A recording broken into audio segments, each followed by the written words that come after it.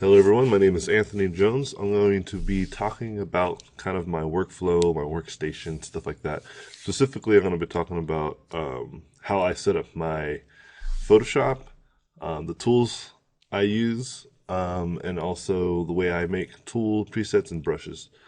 Actually, I'm going to make brushes first and then talk about tool presets after. So let's jump right into it. So first off, I use a regular Intuos 4 Wacom tablet. I haven't tried the Intuos 5 yet. I heard some cool things about it, but when I get one, I'll get one. I'm sure I'll like it. I like to use Cintiq too. The reason why I don't use a Cintiq is because I am farsighted, and so whenever I have a Cintiq, I'm like pretty close up onto it, and my eyes start to vibrate, and it really hurts a lot. So I don't like to do that. But also, I've gotten so used to just painting with the Intuos that I'm like, I really don't need the Cintiq. In fact, I started digital painting before any kind of traditional painting or drawing. So I'm more of a digital painter anyway. So I'm very used to the way that I have my setup now, which is basically a Wacom tab that's right in front of me, keyboard's right in front of, or yeah, right ahead of the tablet and the monitor straight ahead. So my posture is pretty straight, and I like that. I prefer that opposed to leaning over and kind of drawing on something. But that's just preference, my preference, and I just kind of wanted to point that out for anyone who's curious. Okay, so let's talk about Photoshop. So I brought Photoshop CS6 to Essentials. The Essential setting, as you can see, has all the normal stuff you would see when you first open up Photoshop for the first time. And so I want to talk about what I usually do. So I even have the brushes and the Photoshop print size. So whenever you're drawing paper and pencil, what is the interface for this? And usually the interface is just the paper and the pencil. And so whenever I started working with Photoshop, this is something that I really was very aware of, that there's a lot of interface. And I play a lot of video games, and so learning interfaces and hotkeys was just kind of part of who I am. And so once I realized, drawing is very simple when it comes to interface. So I want to make my interface just as simple. I want it to feel efficient with my Photoshop. So first things first, I started just taking a lot of this stuff out. So I'm going to bring stuff that I do use, which is colors.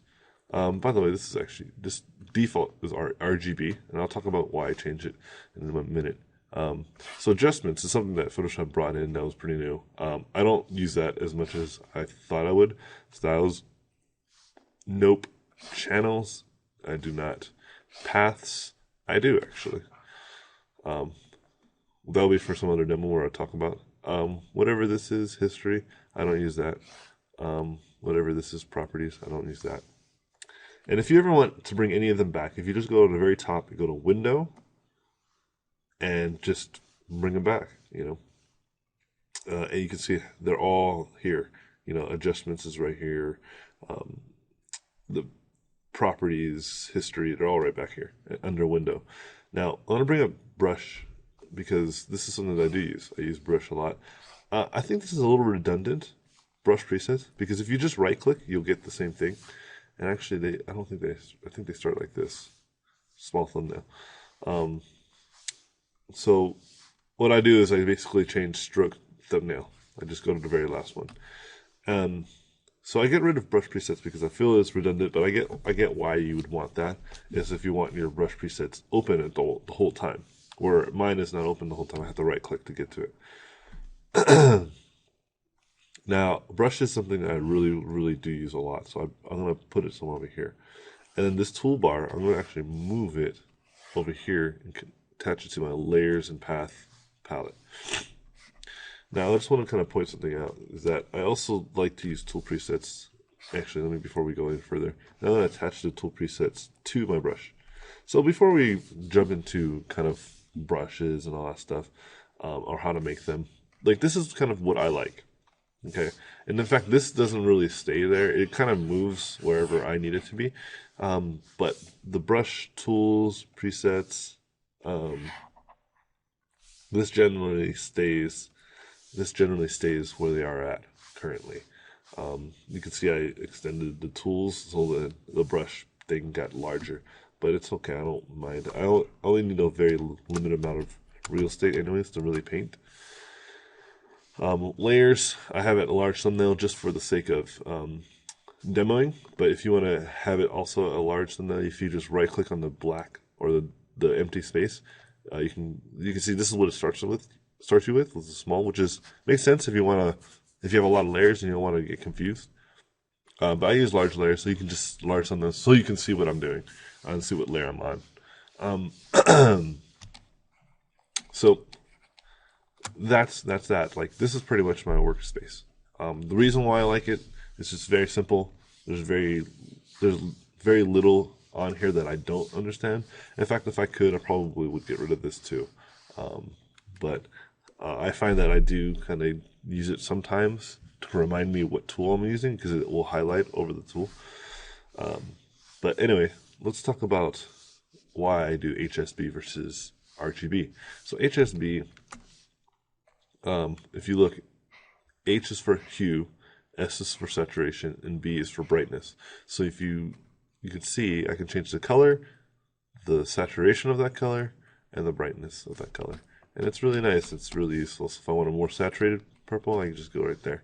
If I wanted the purple to be more bluish, I go right there. You know, it's really simple.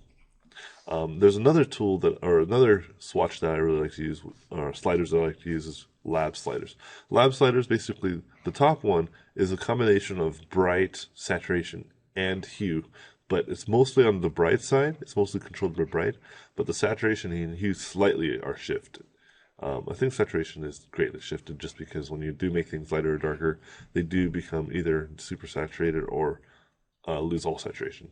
But anyway, and what I like about the A and B is that you can see it has like this nice kind of counterbalance of color. So you have your reddish colors, which go against green, which is accurate.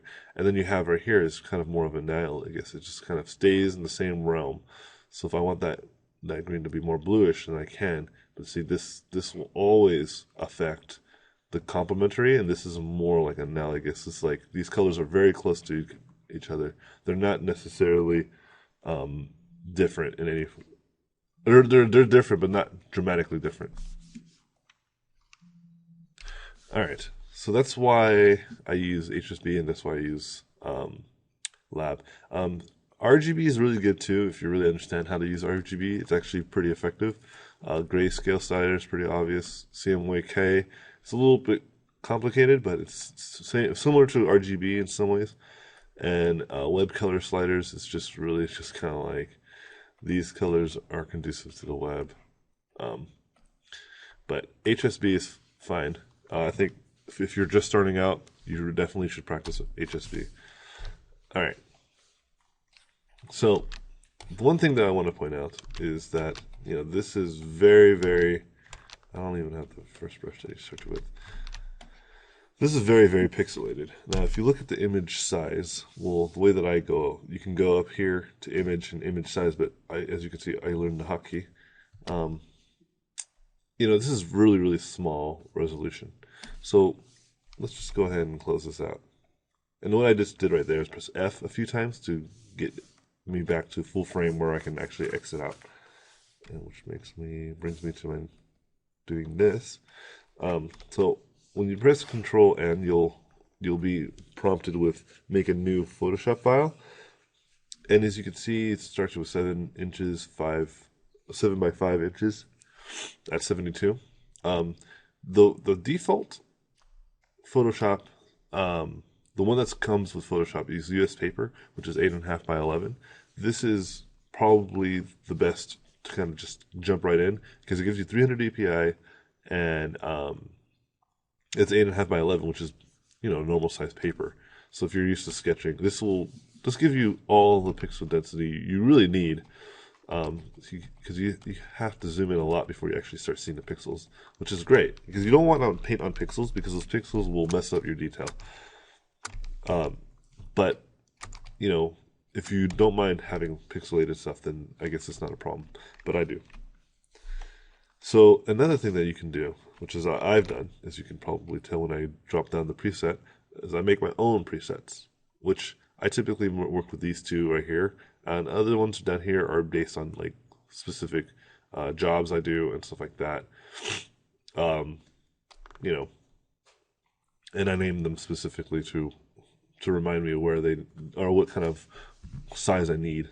So to do that, so let's do something like let's do something random. So 27 by 27 inches at 300 dpi, 8-bit, everything's perfect. You just go over here to the side and it says save preset, and then you can name it whatever you want after this. Weird. And then hit OK, and let's hit cancel so we can just open it up again, and bam, there it is. And it's going to be the last one you made. And then now you have it. And so why do I work with such a large size? Because this is pretty large. It's about 8,000 by 8,000 pixels. Because I really like to have a lot of pixels to work with. Like I want to be able to do the smallest amount of detail if I can. Okay, like I want to be able to do like really small scribbles like this, and it will allow me to do it. You know, it's just really nice. Because if you had watch, so the brush right now is at size 1, right? I'm gonna reduce this to like let's say something really modest, which is half the size, right? Which is still pretty large. Now I have 1 pixel again. You know, the width of it is slightly larger than what I had originally. And it's kind of unnoticeable to you probably right now. But, you know, to me, it's definitely, I can feel it. I can feel the difference.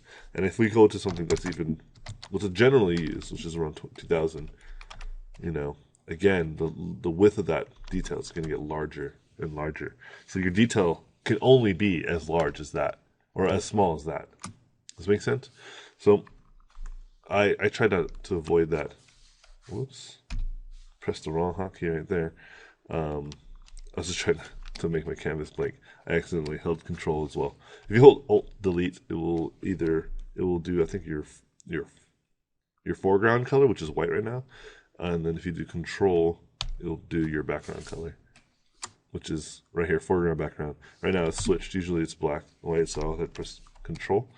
So when I press control Alt Delete, I almost shut down my computer. Okay, so let's talk about brushes briefly. So as you can see, these are the Photoshop default brushes that comes with Photoshop. What I would want to do here is keep a few that I think are very useful, just because of the shape of them. But before I get rid of all of them, what I'm going to do is just use this first brush and just kind of make the most standard brush that you could possibly make, which is the best brush. And I think they have a default version of it, actually. But I'm just going to teach you how to make it. So that way, if for any reason you run into a problem where you don't have the brush and you really need to make it, then this is what you do. So first you just grab any of the default Photoshop circle brushes. And it's going to be any of the circle brushes. I literally believe. So we can pick this one. Or we'll just start with this one. And the best way to tell that it is the one, if hardness, you can affect the hardness. That's how you know. Because the circle brush in Photoshop is the only brush that this effect has, that this effect actually works on. No other brush, shape, or detail brush, or any kind of brush that you will make on your own will ever be able to use this. Only the circle brush, the default Photoshop circle brush. So I'm going to turn the hardness all the way up to 100%, leave the spacing at 25%, go to shape dynamics. It's going to already do some stuff because I had some brushes already, but if it doesn't, if it's just all off, what I'm going to do is turn on pen pressure on the minimum diameter, and so I'm going to make it about 70 something percent. That's about fine. So what that means is that when I push down lightly, it's going to stay small. As you can see, the circle of my brush is pretty large compared to the actual painting that I'm doing, but when I push harder, it will match to the actual size of the brush. And it's just a small thing. If you want more, then you can do more. But I usually like around 70%. I don't want it to be. I don't want it to. I don't want to feel that. I want to just know that it's there, but it's like subtly happening. And then the next thing is transfer. Now, usually those are both are off too. So what I do is turn on pen pressure for opacity jitter and pen pressure for flow jitter. Now, this allows you, so when you push lightly, you'll get a low opacity paint stroke, but then when you push hard, then you get the full opacity. So it's important that you understand that that's how this works. And CS6, and I think from CS5 up, they allow you to actually change how much that's actually affecting. Now, what's the difference between opacity and flow? Well, flow is, the way that I think about flow is more like the feathering of it. So watch, if I turn this off, see, it's still like, it's very hard edged, right? I mean, it's still low opacity, which is great, you know, it allows me to get, you know, great painting with like strong strokes. But if you turn on pen pressure on flow, it makes those strokes a little bit more feathered, like a little more softer. And it's not that it's like low opacity, it's just softer. So watch, I'll turn off the opacity jitter, so that way it's full opacity right now. But it still has this nice softness to it. No matter how light I go, it'll give me this kind of nice, you know, nice feathering feel. So I like to have them both on, so that way I can use the same brush to also paint and blend and get great. And this is honestly the only brush you'll ever need. I can paint anything and everything with this one brush. But I'm going to talk about why other brushes are useful, obviously. And so once you have that brush, there's a few ways you can save it. You can go right here on the bottom where there's a little page flipper. You can do that, save it, and name it whatever you want, and then it will be the last brush you made. It's pretty high resolution, but it's all good. So with that, I'm going to keep a few of these other brushes because just for the sake of their shape. So this brush right here, this chalky looking brush, I don't know what the effects are on it, but I like the chalky brush. So what I do is turn off everything, except for smoothing. Smoothing can stay. And then what I'm going to do here is try to make something out of this. So I'm going to put transfer, and luckily the last few settings you had will stay. So now I can have this nice, you know, painting brush with this chalk. And what I'm going to do here is go to dual brush and pick a brush that has a lot of noise to it. Maybe picking another chalk brush or a brush that has some texture.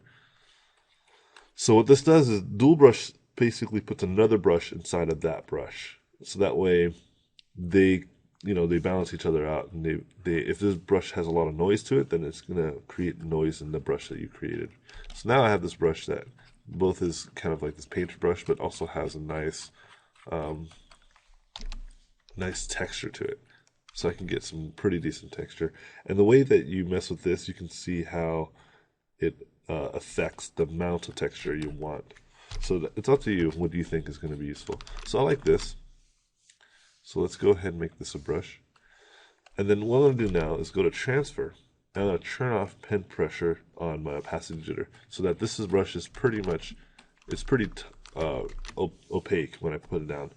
And then what I'm going to do here is increase the spacing and maybe the scattering, no, we can't, so that this brush becomes more and more textury, like has more texture to it. So what I'm going to do here is try to create a brush that I really can use for some just texture. So this might not work out, so then what you can do is you can find different textures to see if there's one out there that will really work for you. This one might do it.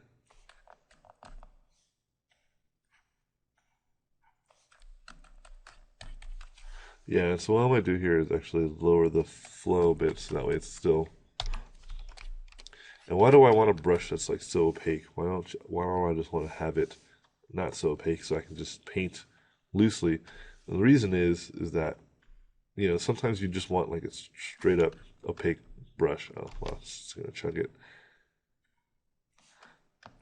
Yeah, you got to test your brushes. See how it starts slowing down? If it slows down, then obviously you don't want that brush anymore. There's definitely solutions to prevent that. Yeah, this works.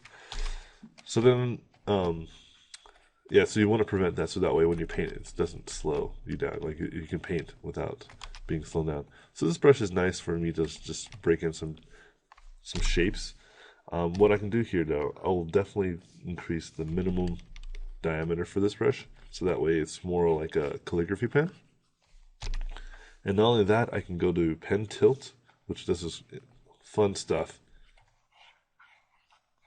where it kind of just makes it, it's like kind of random the way that it's being painted. It's pretty fun. And so this is a great brush for just straight up opaque painting and just breaking out some really good silhouettes. And what you can do here is you can right click, and there should be a pagey thingy. Here, let me bring it up to the side so it's a little easier to see. There should be a little pagey thingy on the side. You can click on that, and that will also make your brush. Okay. So what I'm going to do here is go to preset managers, and I know the last three brushes are the brushes that I want, so I can go here and delete all of them by just clicking on one, holding shift, clicking all the way to the one that I want to have last to be deleted, and then just hit the delete button up here, and it should delete all your brushes, or all your brushes. Now, why would I want tool presets when I can make all these amazing brushes? Well, there's something about brushes that you gotta know. Whatever changes in here, the brushes can save. But whatever changes outside of that, the brushes will not save. So, for example, if I want red, right? I will do this and paint, or this orange rather. I can paint it in there, right? If I switch my brush, it doesn't switch to black. It actually stays red, which is expected, right? That's what you want. But what if you wanted it to switch to black every time you chose it? Or what if you wanted it to switch to orange or something like that? Or what about this? What if we wanted to change the flow here to 37%? And this obviously creates different effects, but then I change my brush, the flow is still 30%. What if I change the opacity to 40? And then let's say, okay, I want to save this brush. Let's try it, right? So with all these settings, orange and all this like stuff, you would think that it would save, but look, when I change it to the circle brush, it's still at 49%, and then this is still at 49%. And if I ring this up to 100, and you can see nothing has changed. This brush is basically a duplicate of the brush that I made before. So there's no effect. So how do we do this? How do we get something that will create a situation where we can control every aspect of the brush? And this is where tool presets come into play. And this works for any tool on this there. You can make a specific tool for anything. And I have, and I'll go into a more advanced tutorial about that. But for this, let's just go ahead and keep it simple. So the next step is doing everything you want from that brush. So let's bring it out to 41% to 41% there. And let's just put like a kind of a brightish orange yellow. And let's also change the brush mode. And I want to change it to color dodge. And not only that, I want to change the softness of my brush that I have now to 14% and shape dynamics to that. So it's really a lot different from any other brush. And then what I'm going to do here is save the tool preset and call it color dodge 4141 standard. So now if we look, by the way, let me do that again. I forgot to mention one thing. So color dodge 4141 standard yellow. Right? You don't have to name it all crazy. You can, if you name it something simple that you just remember, which I have done with my tool presets. But if you hit include color, actually it should already be on. You should be turning it off actually if you don't want this to happen. But if you include color, now it's going to keep the color that it also had, right? So watch. I'm going to do this and make all this cool color dodgy effects, right? It's great. But let's say I switch brushes. Like I said, switching brushes does not change any of this stuff. So let's go here. Let's bring everything back to normal. right? So there's nothing different about this brush, right? It's back to what we wanted before. Sure, we'll call it oil pastel. And I'm going to turn off include color. So that whatever color I have picked at the moment is going to be the color I have picked. So I'm going to be painting whatever, and then I click on this, and look, all the settings have changed. Bam, all the settings have changed. And it should still be this yellow because the yellow was picked last. So this is the power of color tool presets, is that you can create really intricate brushes and keep all their parameters, but making them a tool. And then this way you can switch between tools much more effectively, opposed to using different brushes. Don't get me wrong, I like to use brushes too. I have a lot of brushes that I use along with tool presets, but I'll get into that in the next video. But for now, this is pretty much all.